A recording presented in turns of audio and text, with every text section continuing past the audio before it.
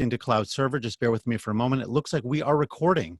So welcome everybody. Thank you so very much for making the time on this Thursday to join me for this follow-up presentation on growth mindset, fostering it within ourselves, our students, and ourselves, and really the two of them go hand in hand. So thank you so very much for being here.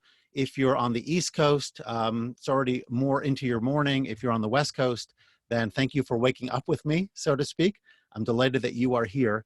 And I just want to welcome everybody back who came to the first one. If you didn't, I hope you did get an email. For those of you who at least who registered, even if you did not attend the first webinar, you should have gotten an email earlier today with a copy of the link to the recording. I don't know if anybody can confirm that, whether you did receive an email. I sent it through Zoom. Oh, looks like Sherry got it. Thank you. Morgan, thank you very much. A bunch of you got it. Excellent. I'm actually going to do this now before I forget. And I will tell you that one of the problems, one of the great problems that you have when you have such an active chat like we have, is that I put a link in there and then it kind of disappears because there's so many more comments that follow. But here it is, real quick. I hope you got it. Oh, it says to all panelists. I got to change that. Hold on a second. All the panelists and attendees. Let's try it again. Okay. So now hopefully you all got it. If you can, somebody can, you confirm it. Excellent. Okay. So, so please do, you know, grab that link, just click on it, maybe open it in a window, save it for later. If you did not get it in a different way, this way you can listen in on what we discussed. Now, before I get into all this exciting content, I just wanted to, again, identify the massive elephant in our virtual room, which is coronavirus and the challenges that we are all facing. Actually, I am presently in the middle of fasting. It's part of my religious mandate, if you will, in this particular instance, from some of the rabbinic leaders. I'm an Orthodox Jew, and so that is what my community is doing today. So I hope that we can all take a moment and collectively issue a prayer, however one prays, and to whomever one prays, that we should all get through this safely together, that we should all find ways by which to continue to make impact, and that we should all learn from this in ways small and big in terms of our interaction with others, valuing connection, valuing experiences, valuing learning. And I really do hope that we can find a way through the incredible work that we do to continue to be a blessing to our communities, to our families, to you know, to everyone we touch. And I'm really hopeful that this conversation today will only impact that. So I don't anticipate my my energy level dropping. I think adrenaline can override any, you know, any empty stomachs. But hopefully, yeah, and so I'll leave it at that. I think we'll be good. Okay, and I do want to also let everybody know who did not get here the first time that we are going to do a brief review shortly. But before I do that, I did want to mention some of you were kind enough to tag me during or after the webinar. I did include my social media hashtags over here for those of you who are interested. Some people who did grab a screenshot and post it or whatever it is.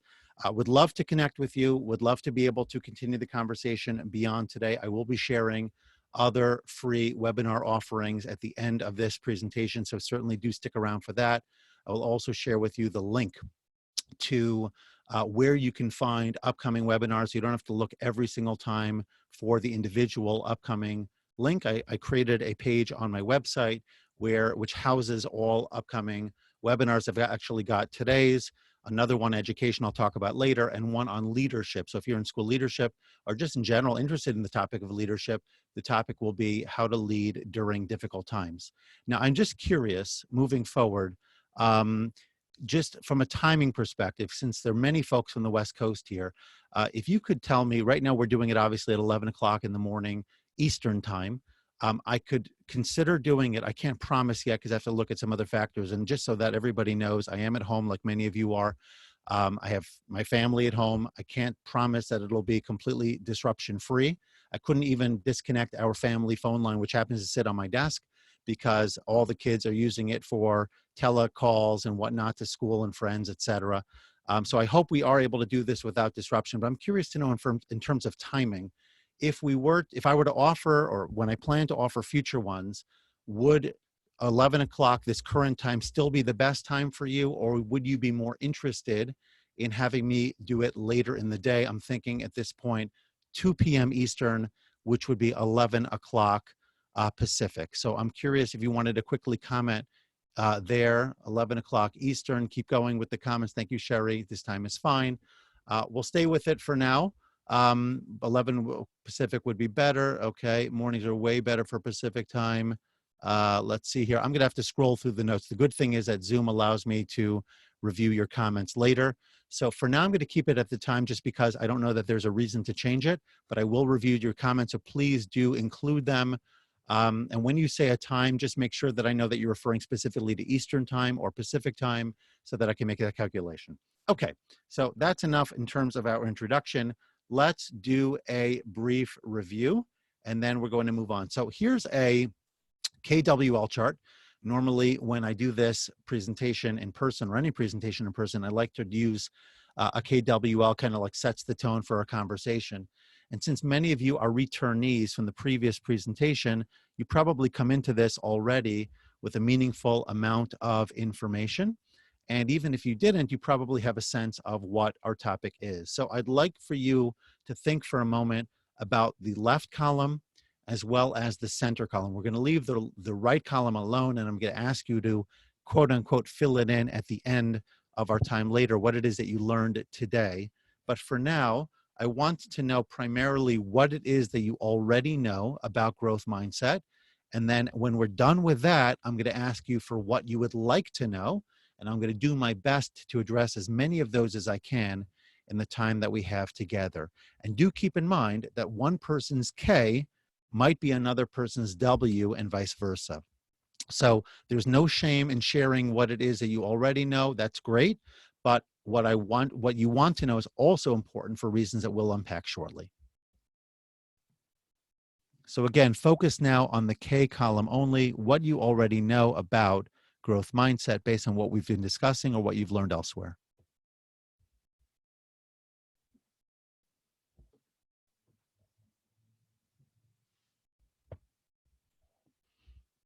It can change. Thank you, Marianne.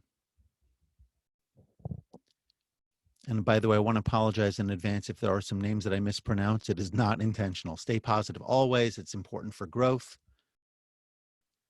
We must be examples for our students. I know the growth mindset is something which is practiced and eventually learned. Later would be, okay, later, I'm assuming that that's a response maybe to the timing. Learning from mistakes, amazing method of increasing your abilities to learn. Need to model it. Excellent. Let's take a few more here. The power of yet, great. Better to have it, definitely model it. Using the words that you use are important, yes. And the more that we frame those words and draw attention to them, the better for our students. We need examples. Okay, so that might be something that you want to know. I'm not sure what you're responding to there, Bushra. But I will tell you that, okay, I can't do this fixed versus growth. Excellent, yes. That's an important distinction as well. We will be reviewing all of this in a little bit of greater detail, as well as adding to it as we move forward. I'm going to ask at this point, if you don't mind, tell me what it is that you want to know about more. Something that you're curious about.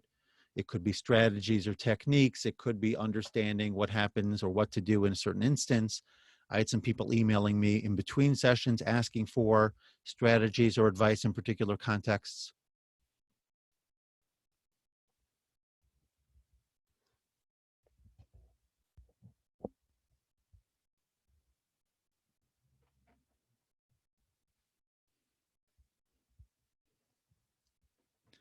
Okay, strategies for middle school students. Better ways to overcome objectives. Oh, these are flying. How to develop it, how to encourage it, how to help our students in a virtual context, homeschooling. Yeah, these are real issues. Okay, trying to keep students' interest. Okay, so keep your comments coming. We're going to try to address as many of these as we can. I'm hopeful that we will find ways to continue the conversation, probably via email for now. If there's tremendous demand, we may add another mindset topic, but for now, I'm planning to shift future webinars in a different direction. Children are competitive, how to connect with them.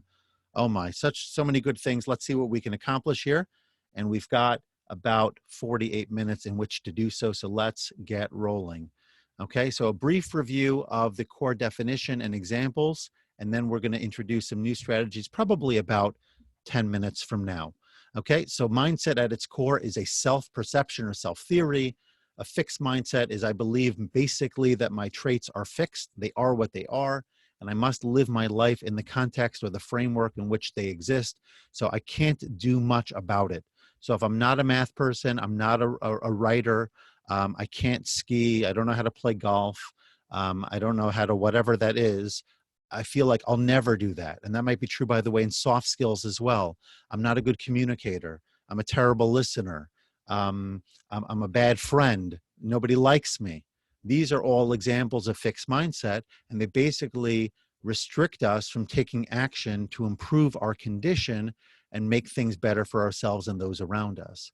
Whereas a person with a growth mindset at its core believes that through dedication and hard work, our abilities and our knowledge and everything that we interact with in this world that defines us can grow and improve and get better.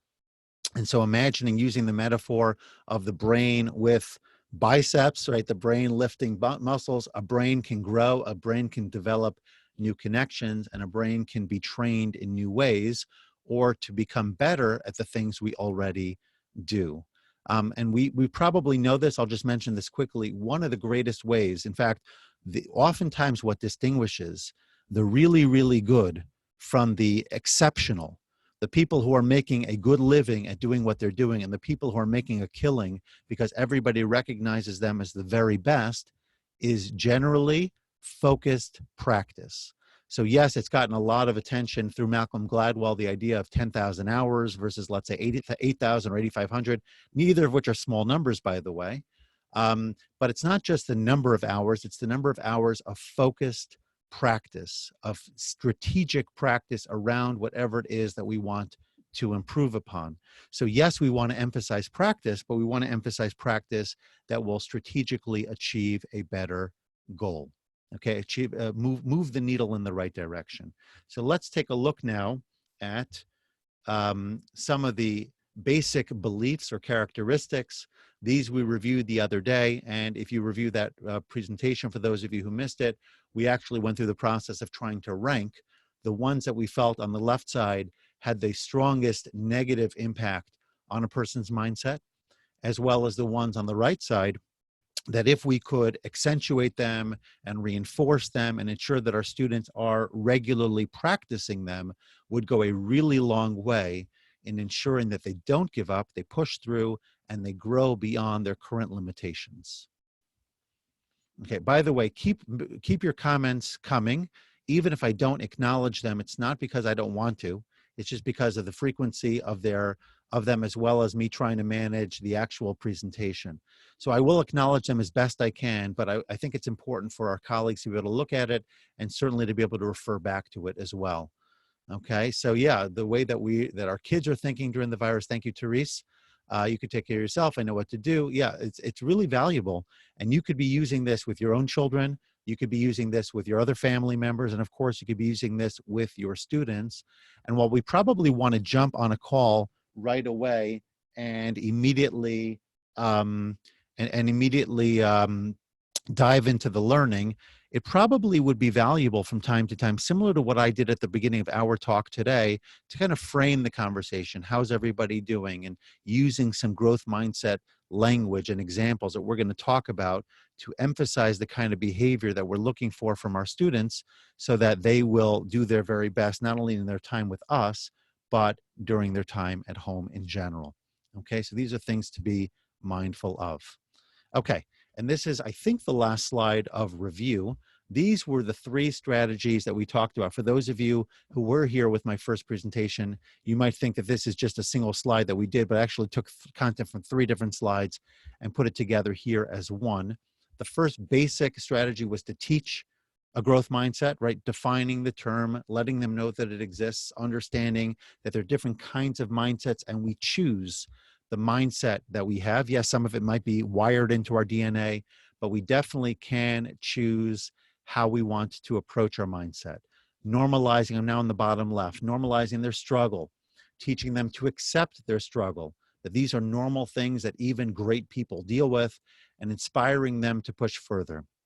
So giving them many examples, remember this one, remember that one. And even, by the way, you may want to, wherever you can, notate individual students' struggles and breakthroughs so that you can refer back to them. You know, you might want to say when Johnny, for example, is hitting a wall in math class and really wants to give up, if Johnny has experienced a growth mindset and a breakthrough in the past, even if it hasn't been verbalized as such, but you noticed him doing something, kind of make a note of it, because then you could refer back to it and say to Johnny, do you remember when we were learning X, whatever X might have been, and you did this, that, or the other in order to get through it?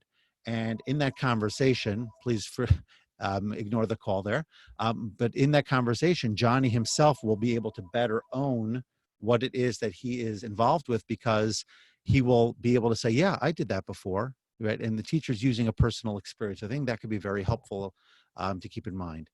Okay. Yes, Nasia, that is a very important point. It is cultural. And so we do have to be mindful of the fact that we are trying to change a culture while we're also trying to change individual student behavior.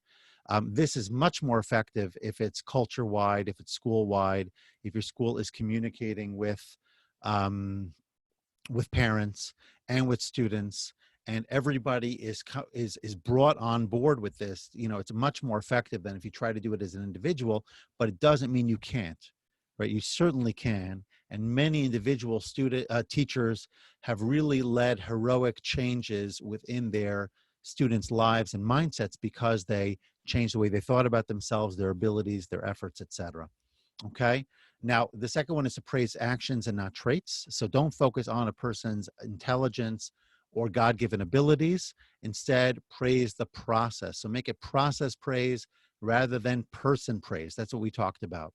And then the last one is to model it, right? Whenever we see it modeled, and many of you already mentioned this in the comments, the more that we see something modeled, the more that we hear the words actually said again and again, the more that we have imagery in the classroom that we point to regularly, this kind of thing will really start to sink in. So demonstrate what it looks like. Actually verbalize with your students, you know, this is scary for me, or this is something that I've struggled with, and this is how I overcame it. And many of you probably are dealing with this right now as we're talking about the virtual learning component. I don't know if many of you, if all of you are teaching virtually, but assuming that you are, I would imagine that many of you had a learning curve in that process and probably still do, whether it's failing technology, whether it's just the idea that you can't see everybody or keep tabs of everybody, right? The same struggle I have right now in terms of getting everybody to engage and then for me to respond to everybody, you're probably dealing with that as well, in many cases on a much deeper level. So being open to the idea that you have this challenge and demonstrating what it looks like. And this is what I did to overcome it. Whether you talked to somebody, you worked harder at practicing the skill, you went for it and you took the risk. Those are all great examples. And you can be a tremendous model and leader for your students just in sharing your experiences, the personal anecdotes, the stories, whether in this moment or earlier, it doesn't really matter. And then the last one, we really focus on the second. I don't think I spent much time on role play, but you definitely can give your students case studies and scenarios where students are quote unquote struggling with various issues. Have them role play what it looks like to have a fixed mindset, and have them also role play what it looks like to have a growth mindset. And have the students sit around and watch this and comment on it and offer suggestions. It could be a very powerful teaching tool in your classroom. And maybe you even could do this on a virtual level. I don't think it's beyond our ability to consider it even now as a way by which to engage your students. And then the letter to a future student was, in effect, having them imagine a student in the future that they're writing a letter to, writing about their struggles and how they overcame it. Because we learn best when we teach, We feel more comfortable when we feel less vulnerable. So if we're sharing it to an imaginary audience rather than a real audience, the likelihood is greater that we would be honest and open. Even in this chat, for example, some of us may be more inclined to share, some of us may be less so, and that might have to do more with extroversion, introversion, all of that. But it may somewhat be a matter of, am I confident to share my ideas and or my vulnerabilities in a public space? So while I hope everybody feels safe to do so, because I really want everybody to feel very comfortable as well as gain the most possible in our conversation, when you do it to an anonymous recipient, there is no question that you will share more because of the fact that you don't have to worry about being judged. Okay, so are there any questions before I continue? I know I just shared a ton, especially if you're new to this conversation. Is there anything here already shared that you wanted to clarify, ask about, etc., before we dive into our new content?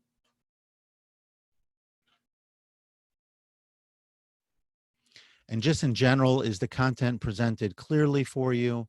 Are you hearing it properly? Any feedback on that is welcome as well.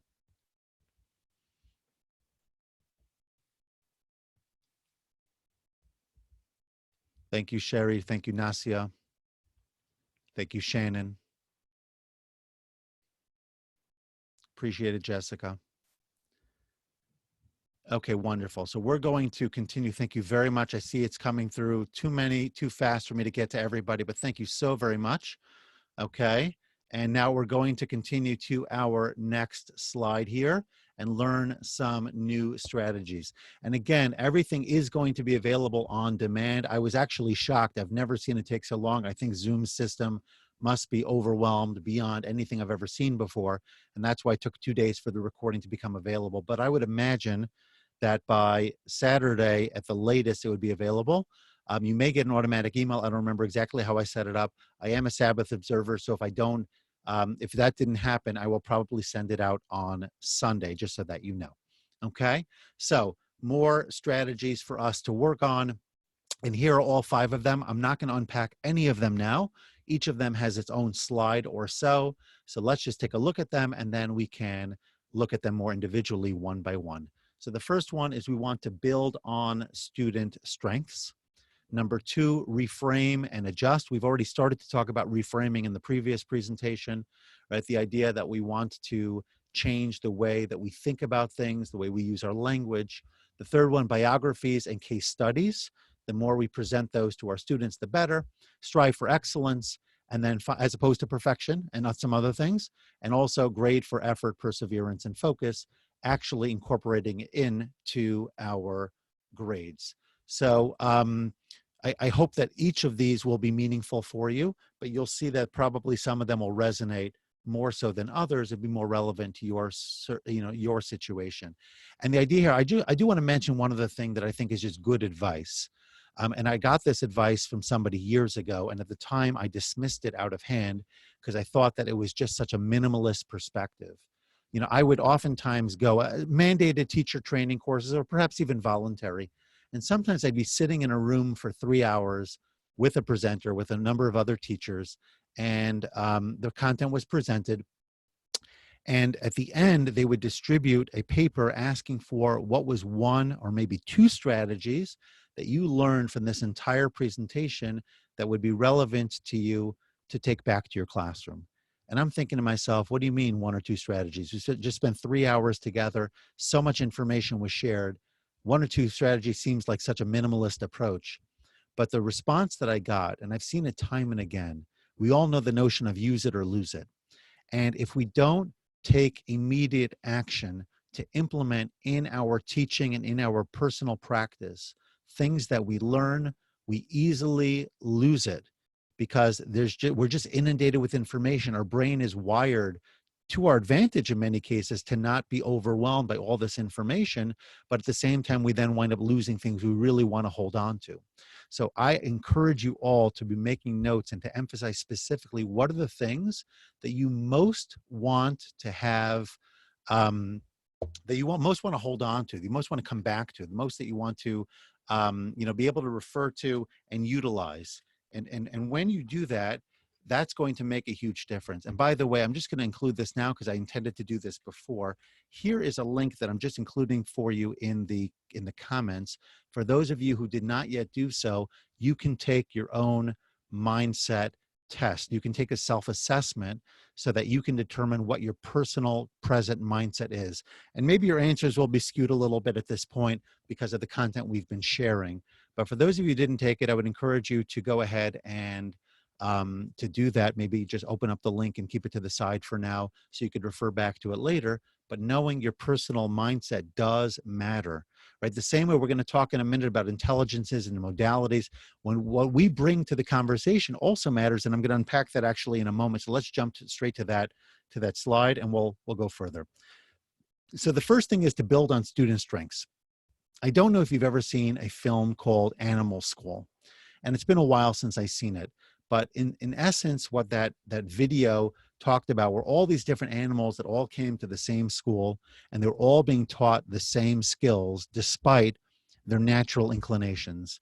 So you had birds and fish and climbing animals like squirrels and other kinds of animals, and they all were forced to take different courses, whether climbing or flying or swimming or whatever, even when it really did not intersect with their core way of doing things.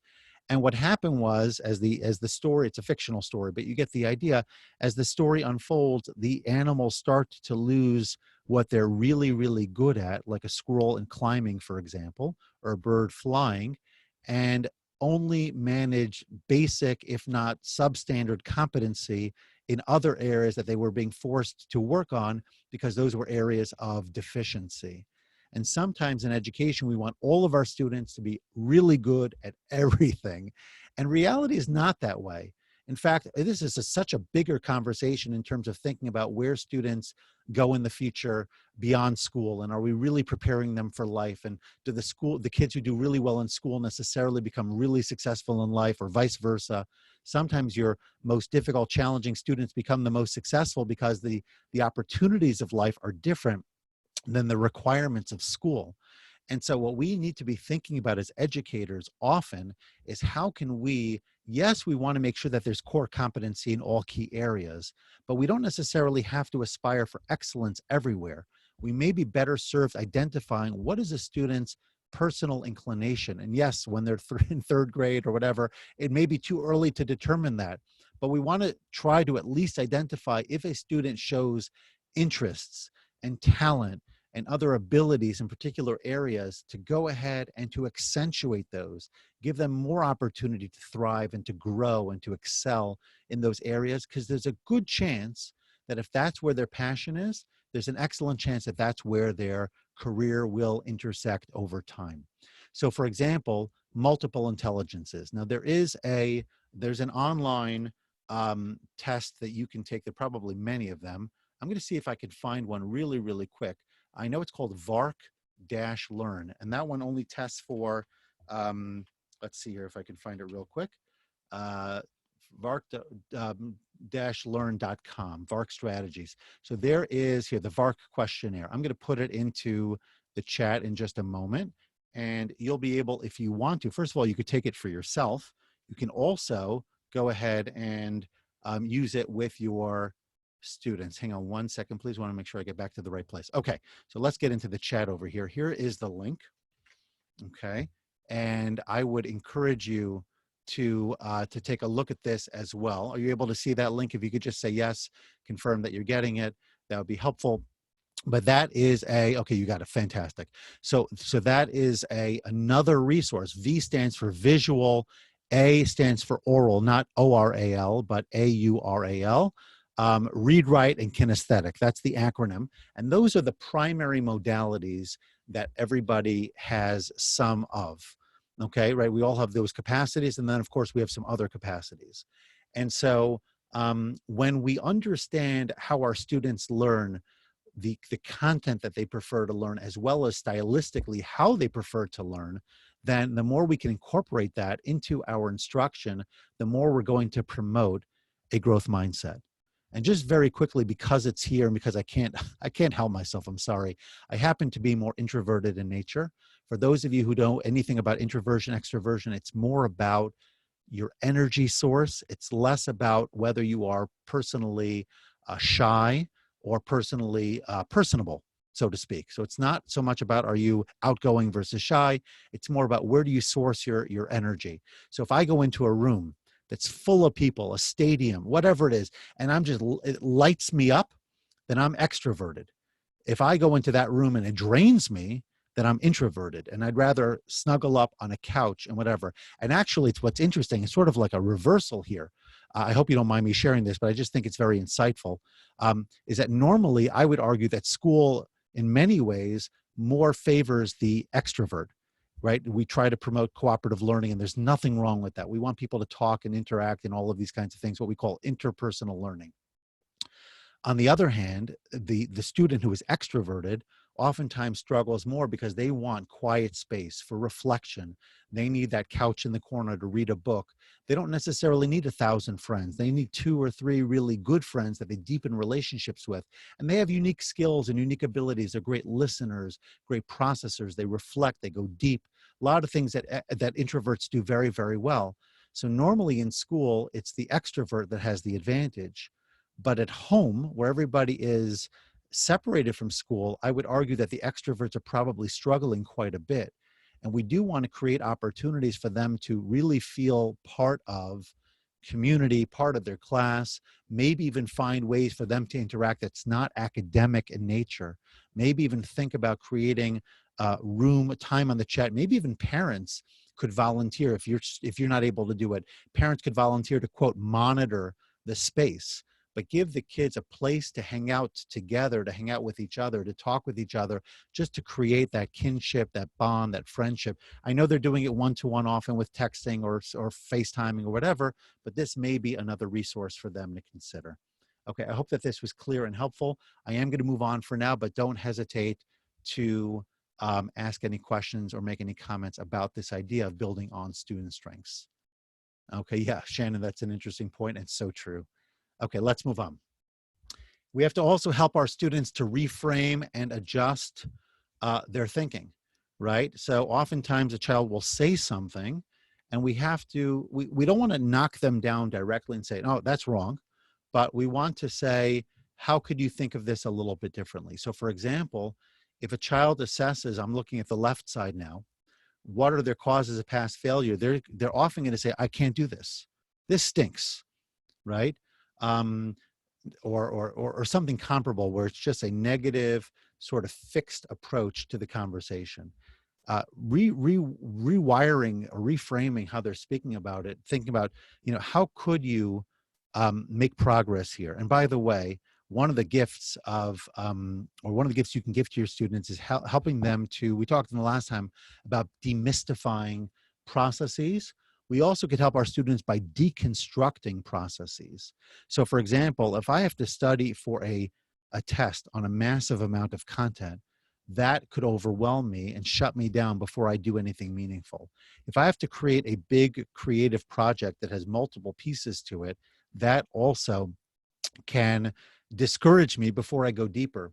But if we can deconstruct it into chunks and make it more approachable and say, well, how about this? Let me give you an example. I oftentimes go into schools, and one of the things that I help, especially in certain schools that I visit where the students are, we call them English language learners. English is their second or maybe even their third language. And so they don't have proficiency.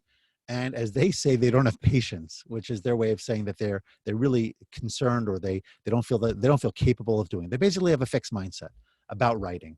Okay, and here we're talking about simple sentence writing involving the 5 W's: who, what, where, when, etc. And I say to them, okay, so here's a word bank. Take a word from the who and write it on the line. Johnny, okay, or daddy, or something, and they write the mailman, and they write it on the line. Now pick an action word from the word bank. Ran, skipped, jumped, whatever it is, and slowly but surely they build a sentence. And once they've built one, and then maybe a second one with guidance, then they're able to do the rest of the sheet pretty much without support. So oftentimes it's just a matter of breaking it down into chunks, asking them why they struggled in the past. And if they use big terminology that really doesn't mean very much, I can't do this, ask them, is there any part of it that you can do? or which part of it do you think you could do best? And let's start there. And once you start to guide them, then you could use this as a frame of reference for any future time in which they just push back immediately and say can't, and have this permanent framework or permanent mindset. Make it temporary. Say, in that particular case, you struggled because, and you tell me why you struggled. In this case, I could have studied harder, or I wasn't paying enough attention, or I just gave up right away. And say, okay, so how can we make that a temporary condition, and what can the current condition look like instead? Now, I do think it's important for us to be mindful of the fact that going from 0 to 60 is a tough thing for any student. Going from 1 to 10 right away, if they're really, really fixed, moving them along too quickly could be overwhelming. So always think about, when I use this with clients, whether in education or elsewhere, I think about a scale, right? What does excellence look like in this particular conversation? Let's say we're talking about communication within the organization, communication within our school. So what would great communication look like between principals and teachers, between teachers and teachers, teachers and students, teachers and parents, whatever it is, all the different constituencies? What would excellent communication look like? That's a 10. Now let's look at a 1. A 1 would be awful, horrific, abysmal, right? Really, really bad. What does that kind of communication look like? And then the third question is, where are we today?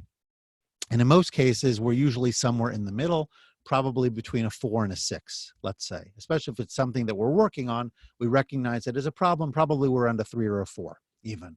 So I don't say, well, how can we go from a 3 to a 10? Instead, the question becomes, how do I move from a 3 to a 5? Right? How do I move in a way that is noticeable, meaningful, and encouraging, but at the same time, not overwhelming and as a result, discouraging, right? So again, we have to be careful. We can't walk in tomorrow. Obviously, that's not happening, but conceptually, we can't go back to our classes virtually or in person and immediately implement all this stuff and say, okay, everybody, your mindsets are history. Here we go, growth mindset, everybody. Boom. That's not going to work.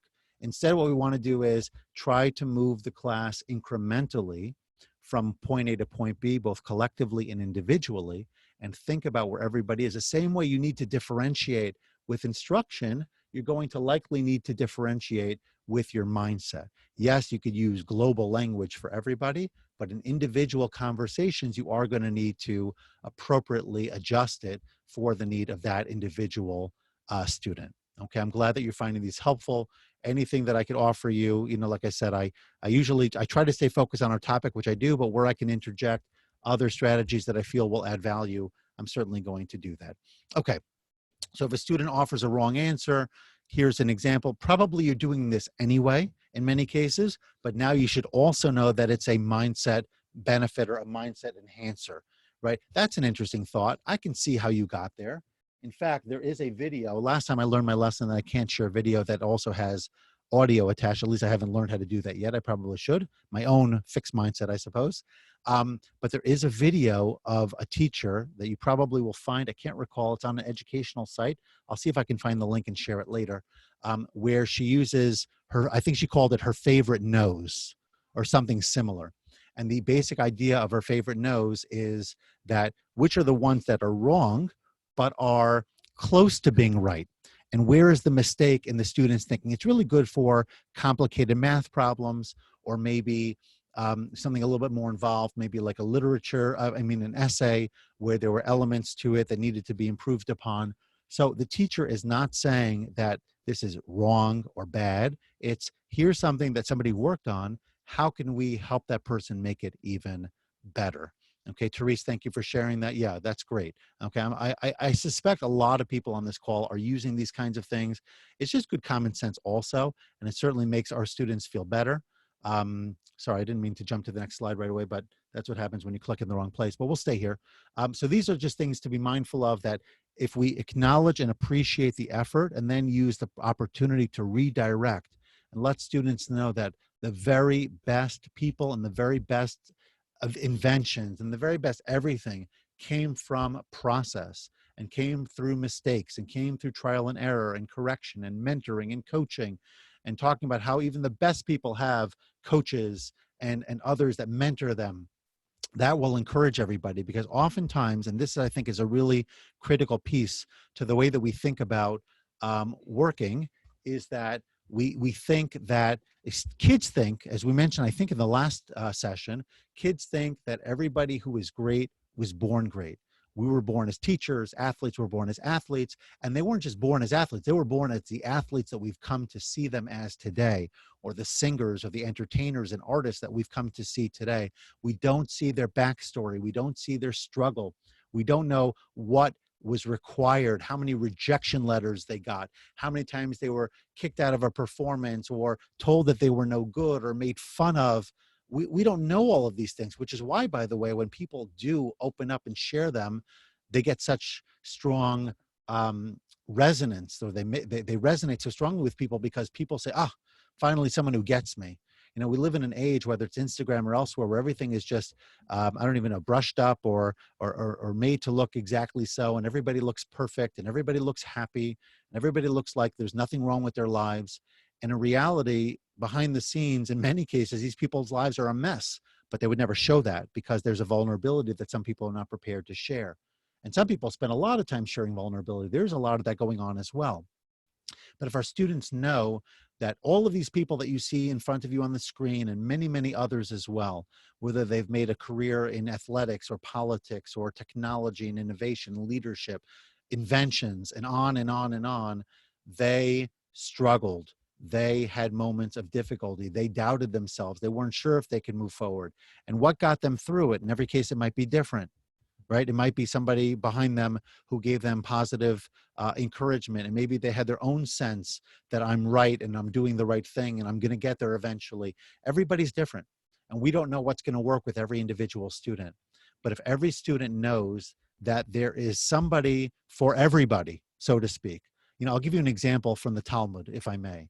Um, the Talmud says that if a person says that he's not going to, because it's so important in our religious system to study Torah and fulfill biblical commandments, and gives excuses. So let's say I was too wealthy and I had to manage my holdings. I had to manage all of my possessions and things like that. And the Talmud says that this is when a person comes up to heaven and they have this conversation with the heavenly court. And were you wealthier than person so-and-so who owned islands and owned real estate and owned all of these things, and yet walked around from town to town studying the Torah? And if a person says that they were very poor, and because they were so poor, they couldn't study Torah because they had to make a livelihood and focus on that exclusively. And the answer that's going to be given, are you poor? Were you poorer than the great sage Hillel, who had such a limited amount of money that he had to study the lecture by listening from the outside of the room because he couldn't even pay the entrance fee? And on and on and on it goes.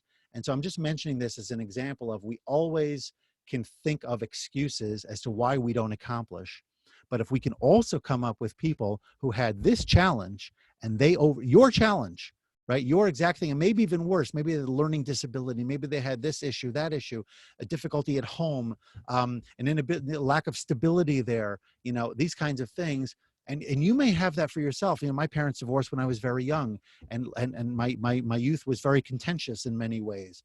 And if I was having a conversation with a student who was struggling because his or her life situation was difficult, I might pull out my own situation and say, hey, I know where you're coming from. I'm not judging you as a result. I'm not saying I'm better than you, but I'm being empathic, right? I'm acknowledging your struggle and I am presenting it. So whether it's great people or everyday people or anywhere in between, use biographies, use case studies, have the students read them, have them discuss them, have them write reports about them, and focus on the mindset element, the perseverance, the effort, the energy, all these things that we've been talking about in those stories as they read them. Okay, looking at the clock, and want to continue to move our conversation forward. Sorry for ignoring some of your comments. Thank you, Sherry. I'm glad that it resonated with you. Thank you, Deborah. Thank you, Nasia, and so many others who've comments are not even on my screen anymore because they've scrolled up. Okay, we're going to move on for now. I will definitely read everything later. Thank you for continuing to share this, and I really hope that our colleagues are seeing these as well. Okay, challenge them to achieve excellence. Now, before I get into this slide, I did mention this before. I want to be clear that separate from what we're going to talk about here, excellence is not perfection, and we do need to make that distinction. Oftentimes, we strive for perfection. And you probably have perfectionists in your classroom, and you may even be a perfectionist. And I will say I've been one for a really long time, wanting that everything should be exactly so. But as you start to understand that the world doesn't demand perfection, the world demands excellence. What we want to accomplish in our life is to be really, really good at what we do. But if we focus on being perfect, then we will actually become less so, because we'll be so focused on what we missed that we won't move forward. Or even if we're perfect, we're going to be perfect in a very, very narrow space of activity, as opposed to being excellent in many more areas, because we're willing to let that 5% of imperfection go. Okay, so I think that that's an important thing for our students as well. They want the 100 on their test, and I get that. But if they understand that the goal here is to know it well, you don't have to know every last thing, but the more you know in a lot of areas and the more you can do in a lot of areas, the better it's going to make you in life. That alone is a powerful message, and probably worthwhile, if you heard it and internalized it, probably worthwhile for you to come for this webinar just for that. And again, as a reminder, before we go today, I am going to ask you to share on this chat something meaningful that you learned today, a powerful takeaway for you. It doesn't have to be a powerful takeaway for anybody else, but something that you could use today, tomorrow, when you engage with others next, and for yourself. So please have that at the ready, because at the end, like I said, I'm going to ask for you to share that so we can all learn from that as well. So remind your students that the growth is in the challenge. And I think that exercise is a great metaphor for this. We talked earlier about the brain with the muscles, but it's really true in everything. If you think about how our muscles grow, right? I lift, I push, I tear fibers of the muscle, and then when they reconnect and they solidify, they become bigger and stronger than they were previously. So the growth is happening in the challenge. It's when I'm pushed to the edge. And if you all are honest with yourselves, if you think about it, you don't grow when you do the same activity day after day. You grow when you have to do something you've never had to do before, or do it differently than you've had. For example, teaching virtually, that is a growth opportunity. Yes, it's a pain in the you know what, and can be challenging, and there are frustrations involved, but that's where the growth is. You're becoming a better teacher by learning how to engage with your students virtually, because if you can do it there, you could do it anywhere. You could certainly do it in a classroom, because you have many more benefits of being live and in person with everybody else that you don't have when you're in a virtual space. Okay, thank you, Deborah. Yes, we're all growing, we're all learning, and we're all supporting, which is great. Let students know that struggle is not synonymous with stupidity. Struggle is a step towards excellence. Probably the biggest message of all, right? That when I struggle, I am growing. I'm not going backwards, and I'm not inadequate as a result of that. And remind our students also that they're all on a personal journey, right? The more that we compare ourselves to our peers, the less likely we will have a growth mindset, because we're always thinking about, how do I compare to somebody else? But if I view myself as, where was I yesterday and where am I today? And if we as teachers, I know it's hard work, we do a lot as it is, but if we could remind our students what they're able to do now, for example, that they couldn't do in September, things that they could do both in terms of skills and their study approach and their interaction with peers. There's so many things that they have grown in. And if we could just remind them that probably at the beginning, that was a struggle. Like riding a bike for the first time is a struggle. But once you do it and you become consciously, unconsciously competent, that's really the highest level, right? It's a competency. When I drive a car, I don't even think about it anymore. I don't think about, how do I start the car and how do I make sure that my mirrors are properly this, that, or the other in my seat. I just get in and go, because everything is sort of in place. And we want to encourage our students that it's only through struggle and learning that eventually, I even heard yesterday, to use a general example, you probably all or most of you are familiar with Tom Brady, formerly of the Patriots, who's now joining a new team. Not going to stay into the sports, but somebody was commenting about whether Brady would be able to succeed with his new team, and talked about the various issues, and even made the comment, well, the locker room is in a different place, obviously, right? The path to the locker room is different. The position of the locker is different. Other things.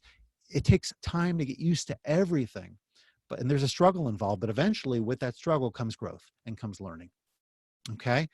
Builds confidence that comes from mastering a challenge. So when we challenge our students and we tell them it's a challenge, but we reward them for their effort, eventually that builds confidence that I can do it.